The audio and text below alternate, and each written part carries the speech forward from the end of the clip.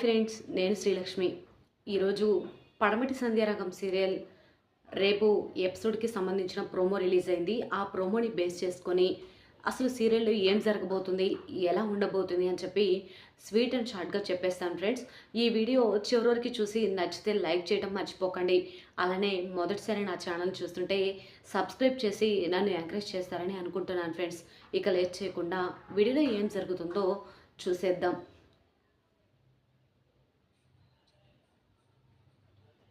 ఇక గౌరీ నగలు తీసుకొచ్చి ఆ రోజు చారు కుటుంబానికి, అంటే చారు కోడలిగా అడుగు పెట్టబోతుంది కాబట్టి గౌరీ చలపతి ఇద్దరు కూడా చారుని పద్మింటికి కోడలిగా చేయాలని ఆ రోజు దొంగ నగలు ఇచ్చిన సంగతి, అంటే నకిలీ నగలు ఇచ్చిన సంగతి మనందరికీ తెలిసిందే.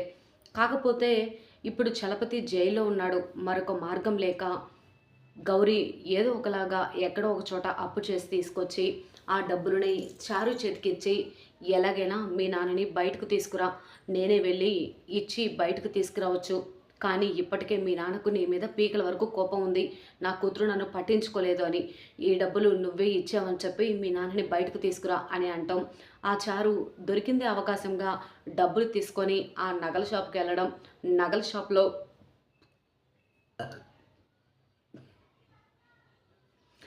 షాప్లో ఆ డబ్బులు ఇచ్చి ఇక ఆ నగలను తీసుకుని ఇంటికి రావడం. తర్వాత చలపతి ఏంటి ఇంటికి రాలేదని చెప్పి గౌరీ అడగటం. గౌరీకి తిరిగి చారు ఈ విధంగా సమాధానం చెప్తుంది.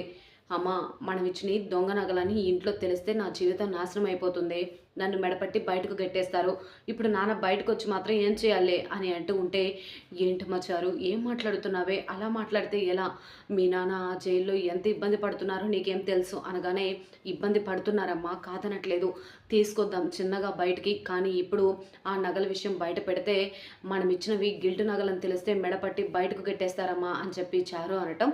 ఆ మాటలు విన్న పార్వతి షాక్ అయిపోతుంది. గేంటే చారు, ఏం మాట్లాడుతున్నారే, మీరు దొంగ నగలిచ్చి ఈ కుటుంబాన్ని మోసం చేశారా, ఇప్పుడే ఈ విషయం వదినతో చెప్తాను, వదినంటే ఎవరు, పద్మతో చెప్తానని పార్వతి అంటూ ఉంటుంది. వెంటనే చారు, చెప్పు పిన్ని చెప్పు, ఈ ఇంట్లో నేను ఇక్కడ ఉండడానికి కారణం ఎవరు, నువ్వే కదా, ఈ పెళ్లి సంబంధాన్ని అక్క కూతురని నువ్వే కదా కుదిర్చావు అని చెప్పి దీర్ఘంగా మాట్లాడుతూ ఉంటే పార్వతి షాక్ అయిపోతుంది. ఏంటి, నా మీదే ఇదంతా నింద మోపాలని చూస్తావా, వెనక్కి తిరిగి చూస్తే నిన్ను ఇంటి కోడలికి చేసినందుకు మంచి బహుమతి ఇచ్చేలా ఉన్నావే అని చెప్పేసి పార్వతి అంటూ అక్కడి నుంచి వెళ్ళిపోతుంది. ప్రోమోలో మాత్రం జానకి అలాగే రఘురామ్ అందరి ముందు కూడా చారుని నిల్చోబెట్టినట్టు ఇదంతా కూడా చూపిస్తూ ఉంటారు. కానీ అసలు జానకి అలాగే రఘురామ్ వరకు ఈ విషయం చేరదని చెప్పుకోవాలి. ఎందుకంటే ఆల్రెడీ అక్కడ ఆడుతూ కింద పడింది కదా అస్మిక వల్ల. అస్మిత కావాలనే రామలక్ష్మిని పడేయటం, రామలక్ష్మిని ఇక కోచ్ హాస్పిటల్కి తీసుకువెళ్ళటం, తనకి కాలు బెనుకు పట్టడం, ఇదంతా చూసాం కాబట్టి దాని పర్పస్ ఏమన్నా జానకి అలాగే రఘురామ్ ఇద్దరు కూడా బెంగపడినట్లు ఆ ప్రోమోలో వచ్చింది. కానీ జానకి అలాగే రఘురామ్కి ఎట్టి పరిస్థితులు కూడా ఈ నగల విషయం అప్పుడే తెలియదు. తెలిస్తే ఎపిసోడ్ ఇది సీరియల్ ఎండ్ అయిపోతుంది కదా, ఇప్పటికప్పటికే ఆ సీరియల్లో ఇదేమీ జరగదు. కాకపోతే అలా చూపించారంతే. అసలు మరి నిజంగా పార్వతికి నిజం తెలిసిపోయింది కాబట్టి పద్మ దగ్గరికి వెళ్ళి మరి ఇవి దొంగ నగలని చారు కుటుంబం మోసం చేస్తుందన్న నిజాన్ని అసలు బయట పెడుతుందా? ఇకపోతే హాస్పిటల్లో రామలక్ష్మి అడ్మిట్ అయిందని తెలిసి జానకి అలాగే రఘురామ్ అందరూ కూడా షాక్ అవ్వబోతున్నారా? అసలు ఏం జరుగుతుంది అని తెలుసుకోవాలంటే ఈ వీడియో ఇక చివరి వరకు చూడండి ఫ్రెండ్స్. నచ్చితే ఒక లైక్ చేయడం మర్చిపోకండి. ఇక లేట్ చేయకుండా పూర్తి వీడియోని చూసేద్దాం.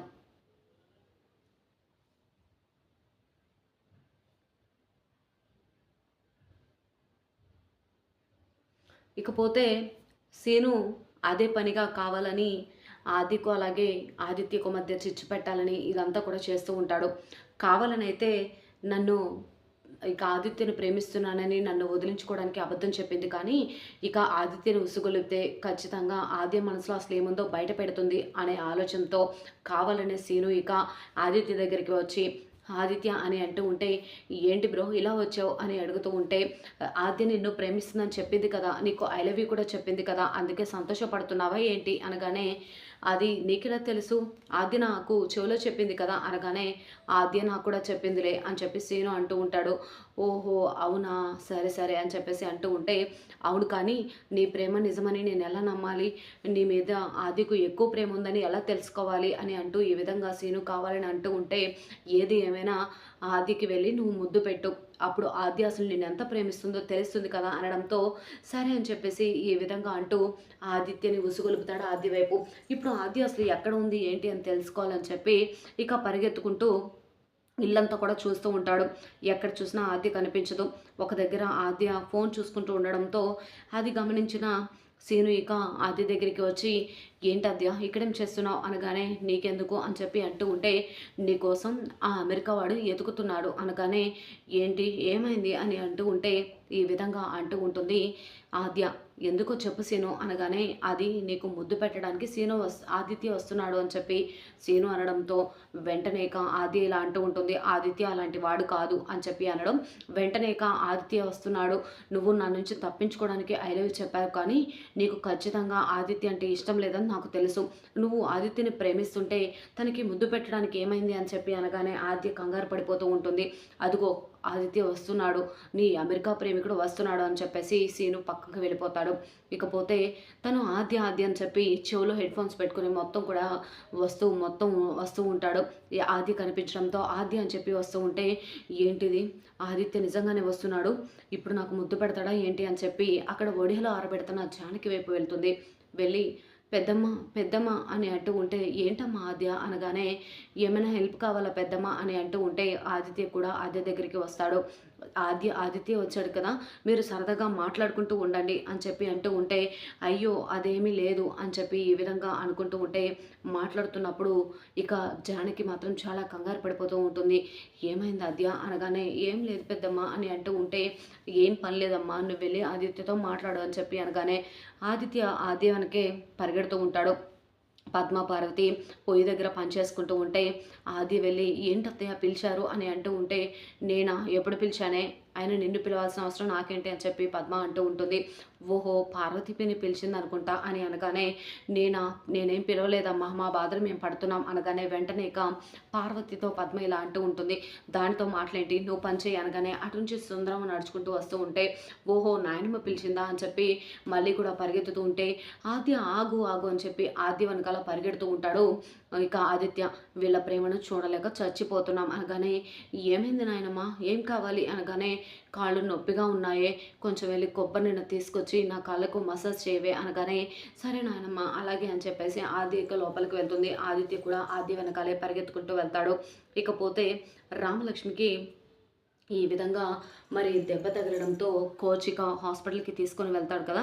హాస్పిటల్‌కి వెళ్ళిన తర్వాత అక్కడ ఏం జరిగింది ఏంటి అనేది పక్కన పెడితే, ఇంటి దగ్గర మాత్రం ఆద్య అలాగే ఆదిత్య ఇద్దరు కూడా ఒకరి వెనక ఒకరు తిరుగుతూ ఉంటారు.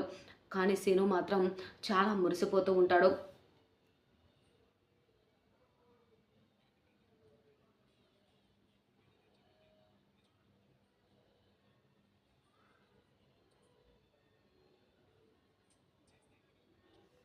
సీను ఇక ఆదిత్యని మరింత ఇది పెడుతూ ఉంటాడు.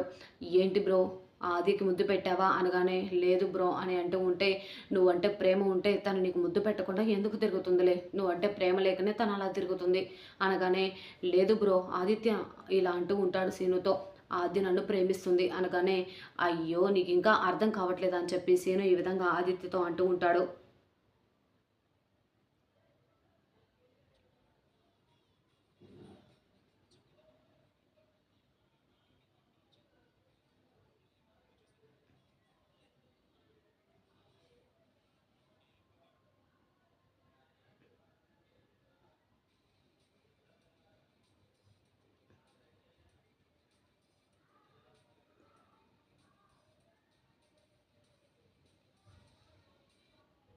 ఆద్య ఎక్కడున్నా సరే నువ్వెళ్ళి ఖచ్చితంగా ఆద్యకి ముద్దు పెట్టు అని చెప్పి ఆదిత్యతో ఉసిగొలపడంతో ఆద్య ఉన్న దగ్గరికి ఆదిత్య వెళ్తాడు.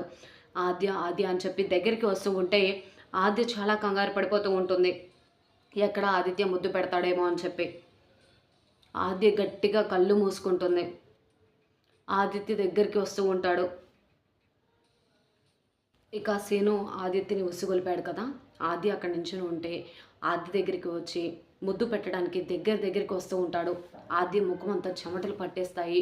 ఆద్య చాలా షివరింగ్ అయిపోతూ ఉంటుంది. కళ్ళు మూసుకుంటుంది. ఏం చేయాలో అర్థం కాదు. ఆదిత్య దగ్గరికి వస్తూ ఉంటాడు ఆద్య దగ్గరికి. ఆద్య ఇక కళ్ళు మూసుకొని పిడికిలి గట్టిగా బిగిస్తుంది. ఆదిత్య దగ్గరికి రావడంతో అటు నుంచి వస్తున్న రఘురామ్ చూసి షాక్ అయిపోతాడు. వెంటనే ఆదిత్య దగ్గరికి వచ్చి ఆదిత్య చెంప పగలగొట్టగానే ఆద్య కళ్ళు తెరిచి చూస్తుంది. అప్పటికే ఇక ఆదిత్య చెంప పగలగొడతాడు రఘురామ్. ఏం చేస్తున్నావు? ఇది అమెరికా అనుకున్నావా? 4 గోడల మధ్య జరగాల్సింది నలుగురిలో చేయడం ఏంటి? అసలు ఏమనుకుంటున్నావు అని చెప్పేసి ఈ విధంగా గట్టిగా ఆదిత్యకి రఘురామ్ బుద్ధి చెప్తూ ఉంటాడు. అప్పుడే వచ్చి సీను నవ్వుతూ ఉంటే ఆదిత్యకు మరింత కోపం వస్తూ ఉంటుంది.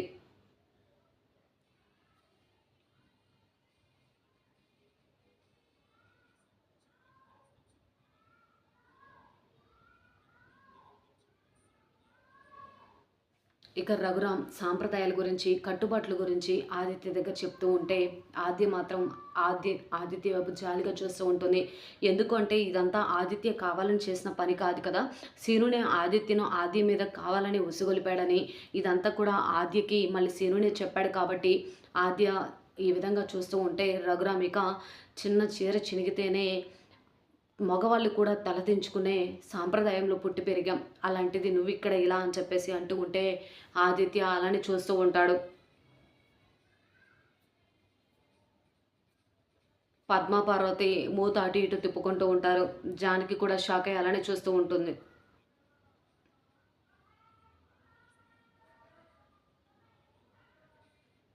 ఇక్కడ కొన్ని కట్టుబాట్లు, నిర్ణయాలు ఉంటాయి.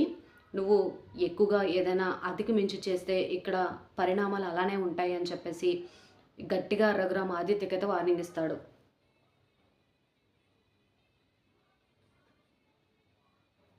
పాపం ఆదిత్య ఏం తెలియదు కానీ సీను చెప్పాడని ఇలా చేశాడు.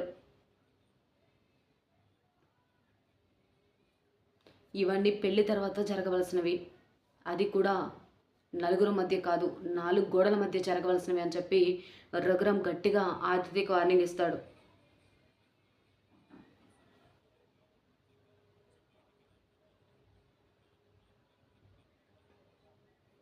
ఆదిత్య ఇదంతా ఇప్పుడు నిన్ను కొట్టానని కాదు కానీ ఇలాంటివన్నీ జరిగి 4 గోడల మధ్య జరగవలసినవి నరుల్లోకి రావడం వల్లే కొన్ని జీవితాలు, కొన్ని కాపురాలు నాశనం అయిపోతున్నాయి అని చెప్పేసి గట్టిగానే అంటూ ఉంటాడు రఘురామ్.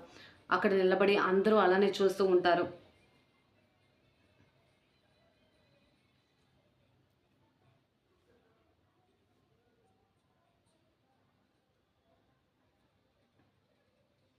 భార్యాభర్తల మధ్య అనురాగం ఉంటే ఒకరి మీద ఒకరు చూపించుకుంటే చాలు కానీ ఇలా నలుగురు మధ్యలో ఇలా చేయాల్సిన అవసరం లేదని చెప్పి రఘురామ్ కోపంగా వెళ్ళిపోతాడు. అందరూ వెళ్ళిపోయిన తర్వాత ఆద్యకి సీను మీద బాగా కోపం ఉంటుంది కదా. సీను దగ్గరికి వచ్చి ఏంటి ఇదంతా, ఎందుకు ఇలా చేసావు అని చెప్పి సీను చంప పగలగొట్టగానే ఏంటి నన్నే కొడతావా అనగానే కొట్టడం కాదు నిన్ను చంపేయాలి, నీ వల్ల పాపం అన్యం పుణ్యం ఎరగని ఆదిత్యని పెద్దన కొట్టారు అనగానే పెద్దన అంటే మామయ్య కొట్టినందుకు బాధపడుతున్నావా లేదా వాడు నీకు ముద్దు పెట్టినందుకు తట్టుకోలేక ఆ కోపాన్ని నా మీద చూపిస్తున్నావా అనగానే ప్రేమించేవాడిని నేనెందుకు కొడతాను, అయినా ఆదిత్యను నువ్వు అలా ఎందుకు చేసావు అని చెప్పేసి అంటూ ఉంటే నాకు తెలుసాద్య నువ్వు నన్ను ప్రాణంగా ప్రేమిస్తున్నావని ఆదిత్యను అడ్డు పెట్టుకొని నువ్వు నన్ను దూరం చేసి చారుకి దగ్గర చేయాలని చూస్తున్నావు కానీ అది అప్పటికి జరగదు అని ఈ విధంగా గట్టిగానే సీను ఇక చెప్తూ ఉంటాడు ఆద్యతో.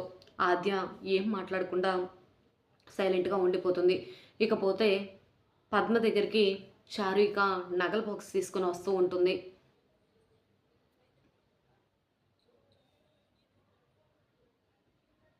ఏంటి చారు నగల బాక్స్ తీసుకుని వచ్చావు, ఈ నగలైనా మనం తాకట్టు పెట్టాం కదవే అని అంటూ ఉంటే తాకట్టు పెట్టాం కానీ నేను డబ్బులు తీసుకెళ్ళి మరి ఆ నగలను తీసుకుని వచ్చాను.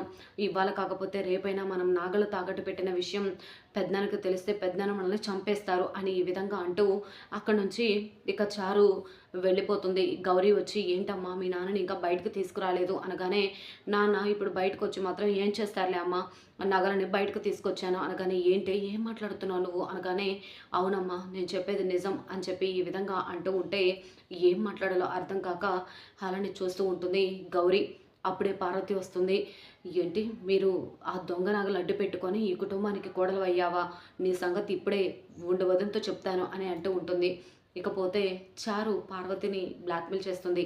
"నువ్వే కదా ఈ సంబంధం కుదిర్చింది" అనగానే పార్వతి ఇక నోరు మూసుకొని అలానే చారు చెప్పినట్లు పడి ఉంటుందా? మరి చారుకి అలాగే మరి ఇంటి పద్మకి మరి ఏమైనా గొడవ జరగబోతుందా? ఏం జరుగుతుంది?